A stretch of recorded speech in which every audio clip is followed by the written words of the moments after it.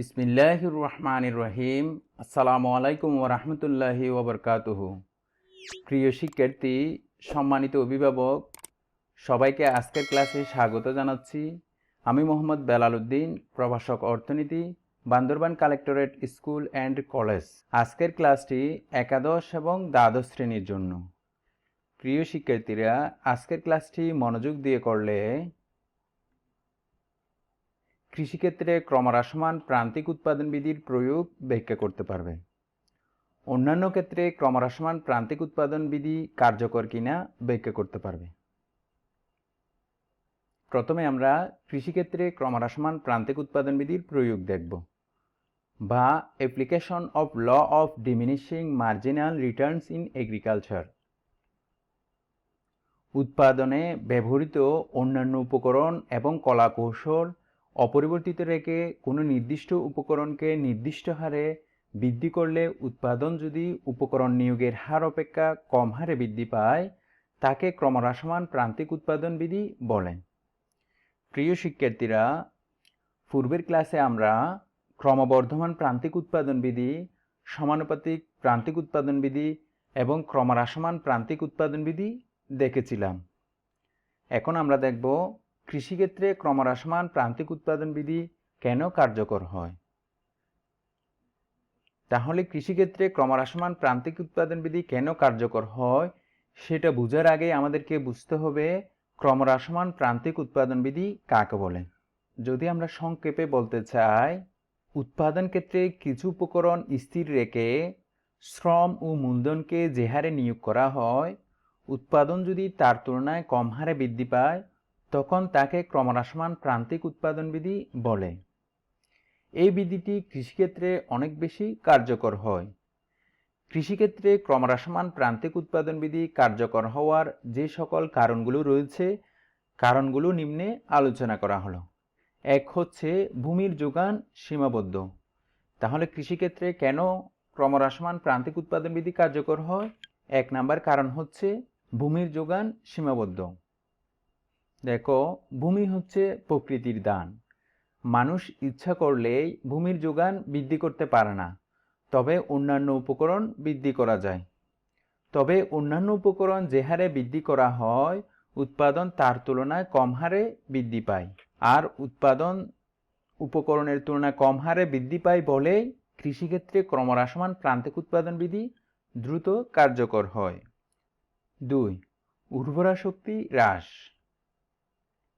ভূমির উর্বরা শক্তি অসীম নয়, অর্থাৎ ভূমির যে উর্বরতা শক্তি রয়েছে সেটা সীমাহীন নয়। একই ভূমি বারবার ব্যবহারের ফলে প্রাকৃতিক নিয়মেই উর্বরা শক্তি হ্রাস পায়, ফলে উৎপাদন কমে। অর্থাৎ তুমি যদি একই জমিতে বারবার একই ধরনের ফসল উৎপাদন করো, তাহলে ভূমির বা জমির উর্বরতা শক্তি হ্রাস পাবে। আর উর্বরতা শক্তি হ্রাস পেলে উৎপাদন ক্রমান্বয়ে হ্রাস পাবে, ফলে ক্রমহ্রাসমান প্রান্তিক উৎপাদন বিধি দ্রুত কার্যকর হবে। 3. প্রজনন সম্বন্ধীয় কাজ। কৃষি প্রজনন সম্বন্ধীয় কাজ বিধায় যান্ত্রিক পদ্ধতি এক্ষেত্রে সম্পূর্ণভাবে কার্যকর নয়, ফলে উৎপাদন কমে। আর উৎপাদন কমে বলেই ক্রমহ্রাসমান প্রান্তিক উৎপাদন বিধি কার্যকর হয়। 4. যন্ত্রপাতির ব্যবহার। কৃষিক্ষেত্রে আধুনিক যন্ত্রপাতির ব্যবহার কম হয় বলে ক্রমহ্রাসমান প্রান্তিক উৎপাদন বিধি কার্যকর হয়। কেননা কৃষিক্ষেত্রে যদি অত্যাধুনিক যন্ত্রপাতি ব্যবহার করা হতো, তাহলে উপকরণ নিয়োগের তুলনায় উৎপাদন বেশি হারে বৃদ্ধি পেত। তখন ক্রমহ্রাসমান প্রান্তিক উৎপাদন বিধি কার্যকর না হয়ে ক্রমবর্ধমান প্রান্তিক উৎপাদন বিধি কার্যকর হতো। তাহলে এখন কেন ক্রমহ্রাসমান প্রান্তিক উৎপাদন বিধি কার্যকর হয়? কারণ কৃষিক্ষেত্রে উন্নত কলাকৌশল বা যন্ত্রপাতি ব্যবহার করা যায় নাই বলে উৎপাদন কম হয়, ফলে ক্রমহ্রাসমান প্রান্তিক উৎপাদন বিধি দ্রুত কার্যকর হয়। ঋতুভেদ। কৃষিকাজ সমগ্র বছরব্যাপী হয় না, ঋতু অনুযায়ী এর চাষাবাদ হয়। তাই এই বিধি কৃষিক্ষেত্রে অধিক প্রযোজ্য। অর্থাৎ তুমি চাইলেই সারা বছর একই ধরনের ফসল উৎপাদন করতে পারবা না। যে ফসল যে ঋতুতে হয় সেই ঋতুতেই উৎপাদন করতে হবে। ফলে এই কারণে কৃষিক্ষেত্রে ক্রমহ্রাসমান প্রান্তিক উৎপাদন বিধি দ্রুত কার্যকর হয়। 6. শ্রম বিভাগ। বৃহদায়তন উৎপাদন কৌশল এখানে উপযুক্ত নয় বিধায় শ্রম বিভাগ এর তত পরিবর্তন সাধিত হয় না। অর্থাৎ এখানে উৎপাদন ক্ষেত্রগুলো বৃহদায়তন নয় বলে যে শ্রমিক যেখানে দক্ষ সেই শ্রমিককে সেখানে নিয়োগ করা যায় না, তাই এই বিধি কৃষিক্ষেত্রে দ্রুত কার্যকর হয়। 7. প্রয়োজনীয় তদারকির অভাব। শিল্পক্ষেত্রে যেভাবে তদারকি করা যায় তা কৃষিক্ষেত্রে সম্ভব নয় বলে ক্রমহ্রাসমান প্রান্তিক উৎপাদন বিধি দ্রুত কার্যকর হয়। তাহলে দেখো প্রিয় শিক্ষার্থীরা, শিল্পক্ষেত্রে খুব সহজেই যে পরিমাণ তদারকি করা প্রয়োজন সে পরিমাণ তদারকি করা যায়, কিন্তু কৃষিক্ষেত্রে শিল্পক্ষেত্রের মতো তদারকি করা যায় না বলে উৎপাদন কম হয়, আর উৎপাদন কম হয় বলে ক্রমহ্রাসমান প্রান্তিক উৎপাদন বিধি কার্যকর হয়। অতএব সিদ্ধান্তে বলা যায় যে ক্রমহ্রাসমান প্রান্তিক উৎপাদন বিধিটি কৃষিক্ষেত্রে অধিক প্রযোজ্য হয়। তাহলে আমরা এখন দেখলাম যে কৃষিক্ষেত্রে ক্রমহ্রাসমান প্রান্তিক উৎপাদন বিধি অধিক কার্যকর কেন হয়। এখন দেখব আমরা কৃষি ছাড়া অন্যান্য ক্ষেত্রে ক্রমহ্রাসমান প্রান্তিক উৎপাদন বিধির প্রয়োগ বা application of the law of diminishing marginal returns to other fields beside agriculture. ক্রমহ্রাসমান প্রান্তিক উৎপাদন বিধির প্রবক্তাগণ বিধিটির প্রয়োগের ক্ষেত্র হিসেবে কৃষিকে চিহ্নিত করেছেন।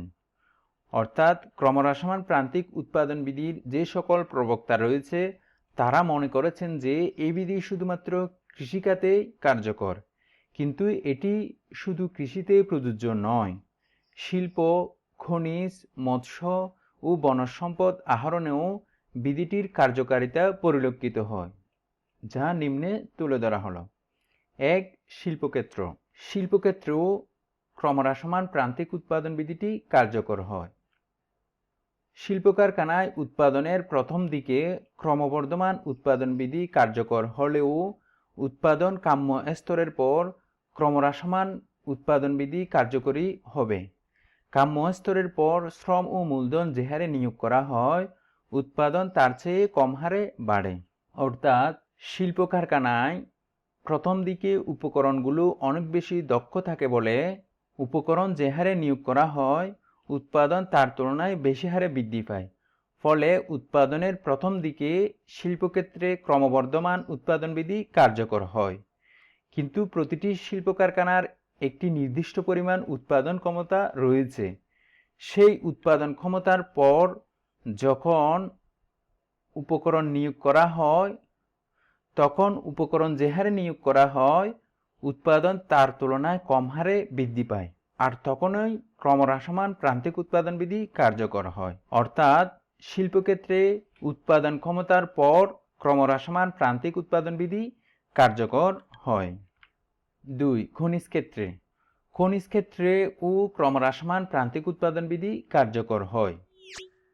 খনিজ পদার্থ যেমন কয়লা, লৌহ ইত্যাদি উত্তোলনের জন্য যত গভীরে যেতে হয় এর জন্য তত আলো বাতাসের ব্যবস্থা করতে হয়, ফলে খরচ বৃদ্ধি পায়, কিন্তু খরচের অনুপাতে উৎপাদন সে হারে বৃদ্ধি পায় না। এভাবে বিধিটি প্রযোজ্য হয়।